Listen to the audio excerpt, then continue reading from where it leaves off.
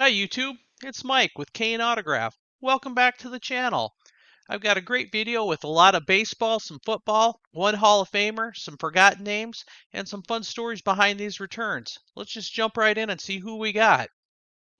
First up, my only return for the football challenge, Nate Jaquette, a 101 return in 48 days.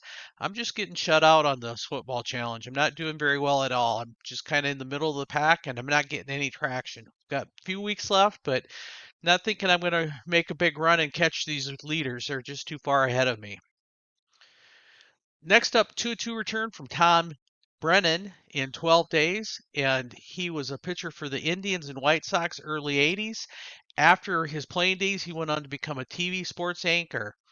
And I think Chris Bando and Sandy Whitehall will sign, so I'll get those cards off to those two guys and see if I can get a triple card signed. Next up, from football, Mike Sherrard in 112 days.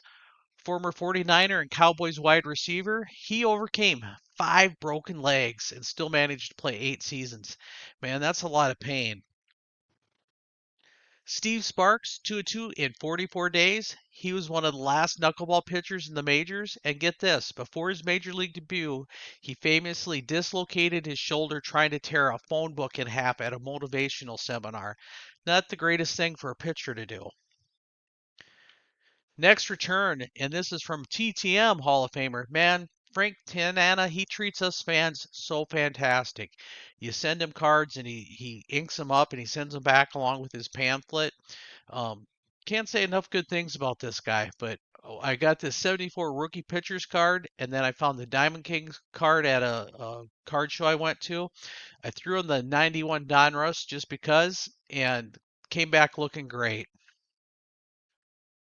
A 2-2 return from Jim Beatty in 15 days, and he threw a complete game win in Game 5 of the 1978 World Series for the Yankees as a rookie. It's pretty high expectations in your first postseason appearance. Herm Edwards. Most people remember Herm for "you play the game to win." But he also made one of the most famous plays in Eagles history. Shout out to the hot corner, recovering Joe Przyk's fumble in a game-winning touchdown in 1978, the miracle at the Meadowlands. Next up, John D'Acquisto, 3 of 3 in 24 days. He was a fireball pitcher for the Giants and the Padres in the early 70s. He threw over 100 miles an hour before radar guns were even the standard. After baseball, he became an artist and a writer. Pretty unique story. If you search for him on Facebook, you can find some of his artwork. This guy is talented. Next up, in 18 days, a return from Larry Winston, and he played for the Braves in the late 70s, early 80s, mostly as an outfielder. He was only 19 years old when he made his major league debut, one of the youngest players in franchise history. On that prospects card, I'm going to try to get that one triple signed too, so watch for that coming back in my mailbox.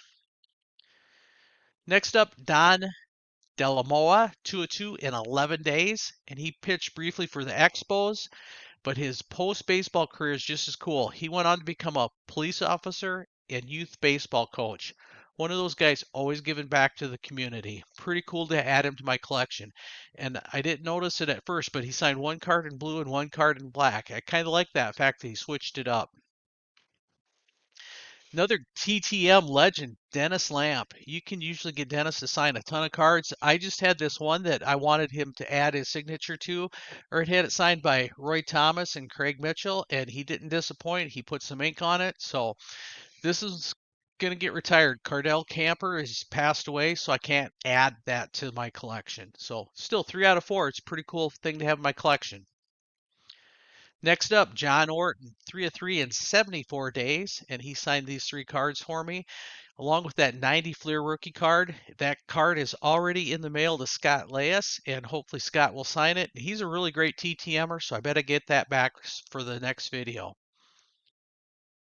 Larry Colton, 2 of 2 in 42 days, and Larry was nice enough to sign both of these cards that I sent to him. I already had the signature on the 69 rookie stars with Don Money, so I got another dual sign card for my collection. On that 68 rookie stars, Dick Theron has passed away, so I won't be able to get him to sign, but still, I love these older cards. I think they just look so great. Doug Koronowski. I am probably butchering that last name. A 2-2 return in 34 days. He was a first round pick by the Astros in 1971. He pitched for parts of 3 seasons. He was known for being one of the first Astros pitchers to come up through their whole minor league system.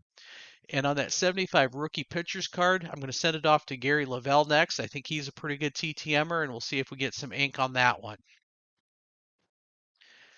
On this card, Darryl Jones signs 1 of 1 in 31 days. He had a short stints with the Yankees and put up great numbers in the minors. And he played for a team managed by Bucky Dent, so he got to play with the Yankee legend. As far as I know, Bobby Brown, I can't find anything where he's signing, so I'll just retire this card in my collection. Next up is a 2-2 return from former Dodger, former Yankee, Steve Sachs, and he does charge $5 per card, but $5 for the 1982 National League Rookie of the Year, two-time World Series champ with the Dodgers, pretty good deal. He might be remembered for overcoming the yips. He had trouble throwing to first base, proving that even the pros fight through mental barriers sometimes. Next return, a 2-2 in 18 days from Tommy Dean.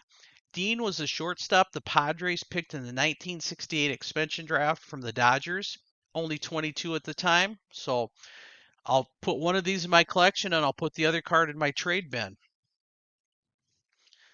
Steve Zabel, a 2-2 return in 129 days. He was a first round draft pick by the Eagles in 1970. He's actually drafted as a tight end before switching to linebacker. He's one of the few players in NFL history to start on both sides of the offense and defense. Next return is from a Hall of Famer, Jim Palmer, 2-2. He does charge $10 per card, but that was all right with me to get a Hall of Famer for $10. So he finished off that 1976 victory leaders that Randy Jones had already signed. So pretty cool to have that card in my collection. At some point, if Eddie Murray's signing at a show, depending on the cost, I might get that one signed too.